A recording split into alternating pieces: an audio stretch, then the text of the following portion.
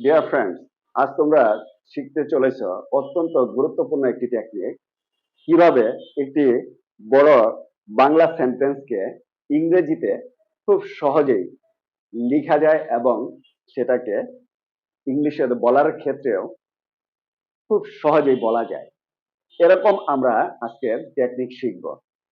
আশা করি শেষ পর্যন্ত ক্লাসটি স্কিপ না করে দেখার চেষ্টা করবে এবং তোমরা যদি সম্পূর্ণ ক্লাসটি শেষ পর্যন্ত দেখো তাহলে তোমাদের কাছে একটি বড় বাক্য গঠন করা পানির মতো সহজ হয়ে যাবে। তাই লাস্ট পর্যন্ত ক্লাসটি দেখবে। ক্লাসটি যদি ভালো লাগে তাহলে অবশ্যই লাইক, কমেন্ট এবং শেয়ার করতে ভুলবে না। Let's go to start the class. আমরা অনেক সময় বলে থাকি পরিশ্রম করার ক্ষেত্রে, শেখানোর ক্ষেত্রে, সাহায্য করার ক্ষেত্রে, সতর্ক হওয়ার ক্ষেত্রে, বিশ্বাস করার ক্ষেত্রে, এই যে ক্ষেত্রে কথাটা আসছে, এই ধরনের সেন্টেন্স গুলো আমরা কিভাবে সাজাতে পারি। For example, Bangla verb plus এর ক্ষেত্রে এ প্রসঙ্গে থাকলে অথবা হওয়ার ক্ষেত্রে এ ধরনের প্রসঙ্গ থাকলে আমরা কিভাবে বাক্যগুলো গঠন করতে পারি। ফর এক্সাম্পল, পরিশ্রম করার ক্ষেত্রে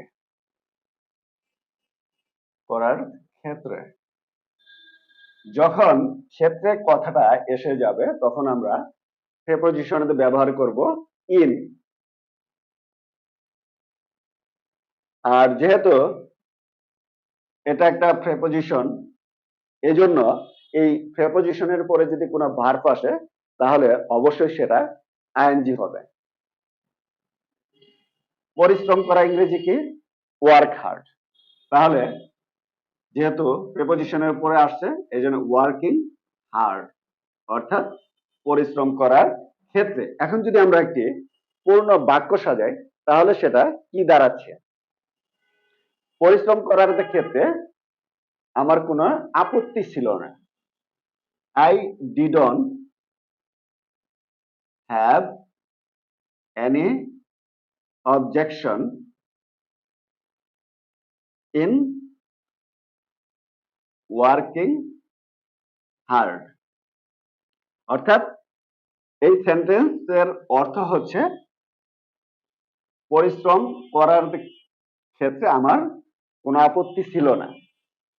নেক্সট এক্সাম্পল, অনেক সময় আমরা এরকম বলি যে ছাত্রছাত্রীদের ইংরেজি শেখানোর ক্ষেত্রে, সেই ক্ষেত্রে আমরা ব্যবহার করতে পারি যে ছাত্র ছাত্রীদেরকে ইংরেজি শেখানোর ক্ষেত্রে, ক্ষেত্রে থাকলে কি বসবে? ইন। শেখানো অর্থাৎ শিক্ষা দেওয়া, সেক্ষেত্রে আমরা ব্যবহার করি কি? টিচ। যেহেতু ইনের পরে বসবে তাহলে হবে টিচিং। টিচিং ছাত্রছাত্রীদের, দ্য স্টুডেন্টস ইংলিশ, যেহেতু এটা একটা ভাষা এই জন্য এটা বড় হাতের বসছে ই, ইংরেজি শেখানোর ক্ষেত্রে। এখন যদি আমরা একটি পূর্ণ বাক্য গঠন করি তাহলে সেটি কি দাঁড়াচ্ছে দেখো। ছাত্রছাত্রীদেরকে ইংরেজি শেখানোর ক্ষেত্রে তোমার আরো বেশি আন্তরিক হওয়া উচিত। তাহলে আমরা এর সাথে কিন্তু শুধুমাত্র যদি অ্যাড করি যে in teaching the students English you should be more sincere. Sincere মানে আন্তরিক। Do you understand how to make a big sentence? Another এক্সাম্পলের মাধ্যমে আমরা আরো ক্লিয়ার হওয়ার চেষ্টা করব। আমরা অনেক সময় বলে থাকি তোমাকে সাহায্য করার ক্ষেত্রে, তাহলে আমরা কিভাবে সাজাবো?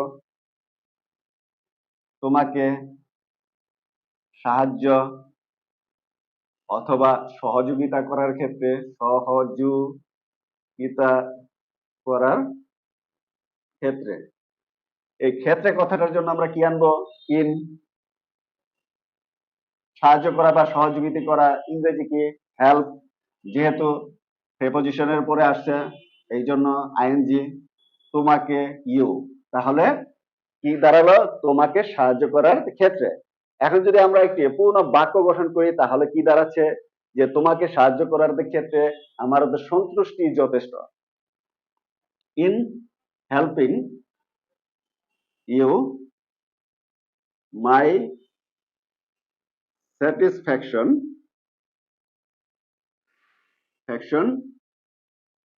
Is naught. অর্থাৎ তোমাকে সাহায্য করার ক্ষেত্রে আমার সন্তুষ্টি যথেষ্ট। তোমাকে সাহায্য অথবা সহযোগিতা করার ক্ষেত্রে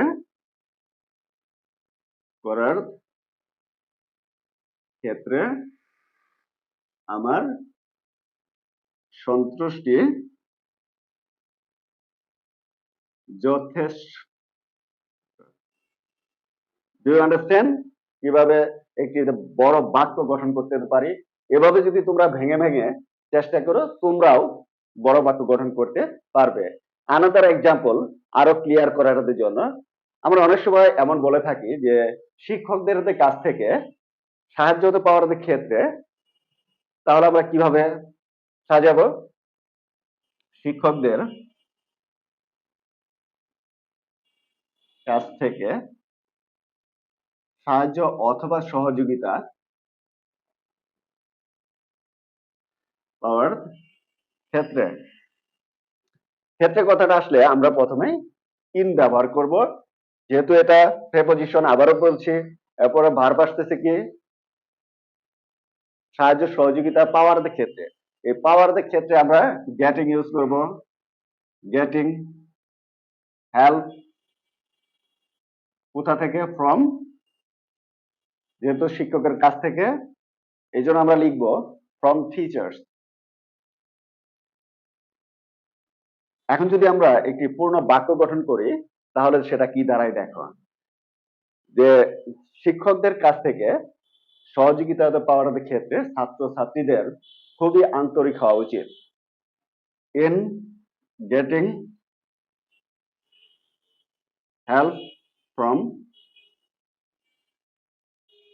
teachers, the students should be very sincere. Do you understand? Is it clear to everybody? I think that it is clear to everybody. Another example, we just clear how to make a big sentence. Let's go.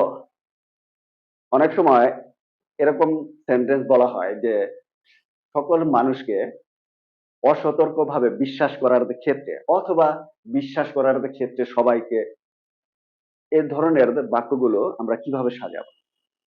For example, সকল মানুষকে অসতর্ক ভাবে বিশ্বাস করার ক্ষেত্রে। যেহেতু ক্ষেত্রে কথাটা আসছে তাহলে আমরা কিভাবে শুরু করব? ইন। বিশ্বাস করা ইংরেজি কি? বিলিভ।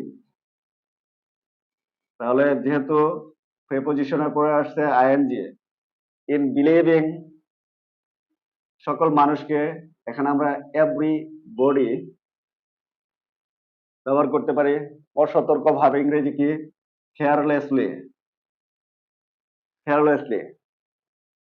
এখন যদি আমরা একটি পূর্ণ বাক্য গঠন করি তাহলে সেটা দাঁড়াচ্ছে অসতর্কভাবে সকল মানুষকে বিশ্বাস করার ক্ষেত্রে আমার আপত্তি আছে। ইন বিলিভিং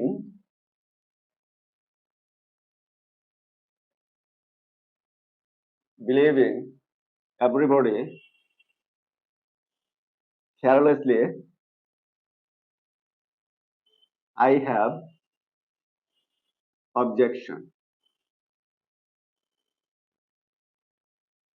অর্থাৎ সকলত মানুষকে অসতর্কভাবে বিশ্বাস করার ক্ষেত্রে আমার আপত্তি আছে। আনাদার এক্সাম্পল, অনেক সময় আমরা বলে থাকি এই ব্যাপারে সতর্ক হওয়ার ক্ষেত্রে, এ ব্যাপারে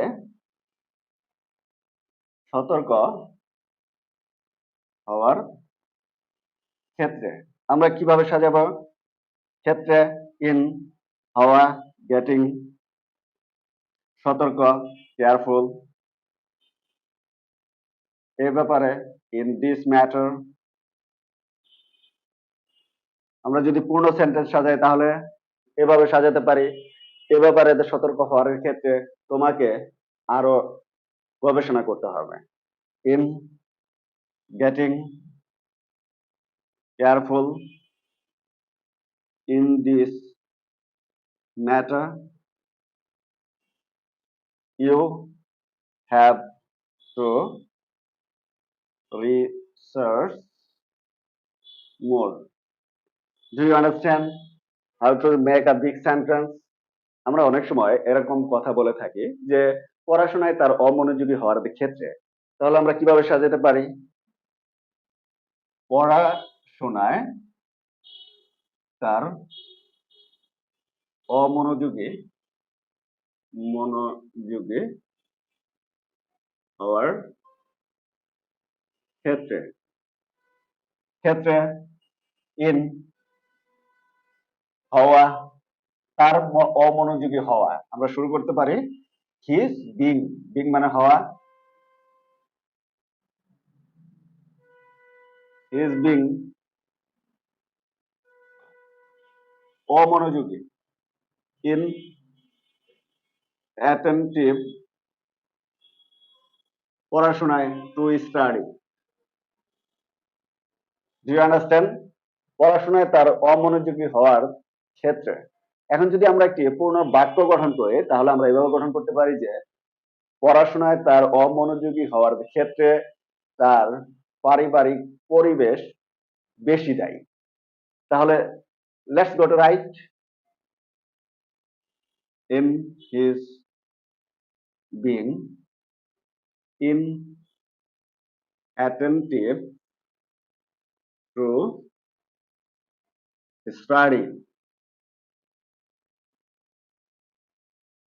অর্থাৎ পড়াশোনায় তার অমনোযোগী হওয়ার ক্ষেত্রে his family environment is more responsible. দেখেছো কত বড় বাক্য গঠন করেছি? এরকম তুমি হাজারো বাক্য গঠন করতে পারবে যদি তুমি এভাবে ফর্মুলা ইউজ করতে পারো। যেমন যাওয়ার ক্ষেত্রে ইন গোয়িং, বাড়ি যাওয়ার ক্ষেত্রে ইন গোয়িং হোম, স্কুলে যাওয়ার ক্ষেত্রে ইন গোয়িং টু স্কুল, বাজারে যাওয়ার ক্ষেত্রে ইন গোয়িং টু মার্কেট। এরকম অনেক বাক্য এভাবে তোমরা কিন্তু সাজাতে পারো। তাই বলবো যে ক্লাসটি অবশ্যই যদি তোমাদেরকে বিন্দুমাত্র হেল্প করে থাকে এবং ক্লাসটি যদি ভালো লেগে থাকে এবং ক্লাস থেকে যদি তোমরা তোমাদের কাঙ্ক্ষিত কিছু ইনফরমেশন পেয়ে থাকো তাহলে আবারও বলছি ক্লাসটি অবশ্যই লাইক, কমেন্ট এবং শেয়ার করতে ভুলবে না। আর যদি আরো কিছু তোমাদের জানার থাকে তাহলে অবশ্যই কমেন্ট করে জানাবে। পরবর্তীতে অন্য কোনো টপিক নিয়ে আবার তোমাদের সাথে দেখা হবে। সেই পর্যন্ত ভালো থাকবে সবাই এবং অন্যকেও ভালো রাখার চেষ্টা করবে। Good bye.